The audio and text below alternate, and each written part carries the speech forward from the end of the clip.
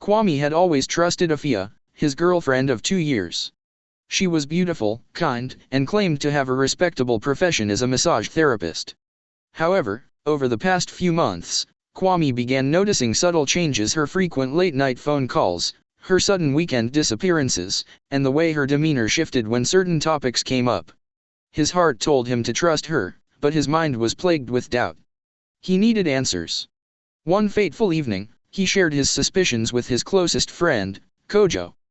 "Bro, I think there's more to Afia's job than just massages," Kwame confessed, his voice heavy with frustration. Kojo, ever the practical one, suggested they test her honesty.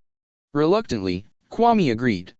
Kojo called Afia, pretending to be a potential client. He claimed he had been referred to her for her massage services. To Kwame's shock, she openly discussed her rates: 400 sadis for an hour, and detailed the types of massages she offered. When Kojo subtly asked if she provided extra services, Afia hesitated for a moment before confirming, "Yes, I do that." Kwame's world crumbled. Still, a part of him wanted undeniable proof.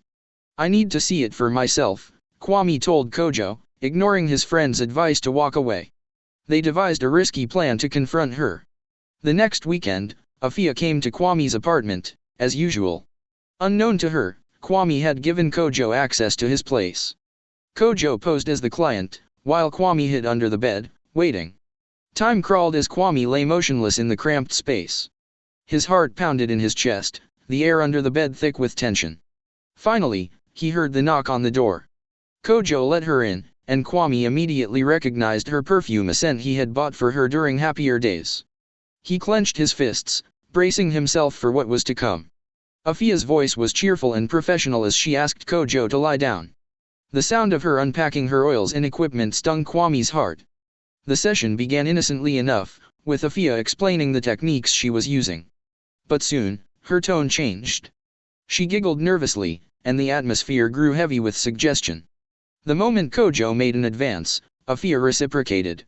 Kwame could barely breathe as his worst fears materialized above him.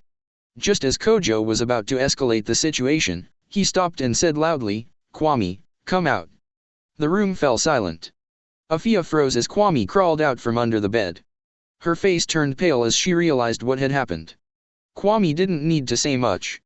The betrayal was written all over his face. "I trusted you, Afia," he said quietly, his voice trembling with pain. Without waiting for her explanation, he added, "We're done."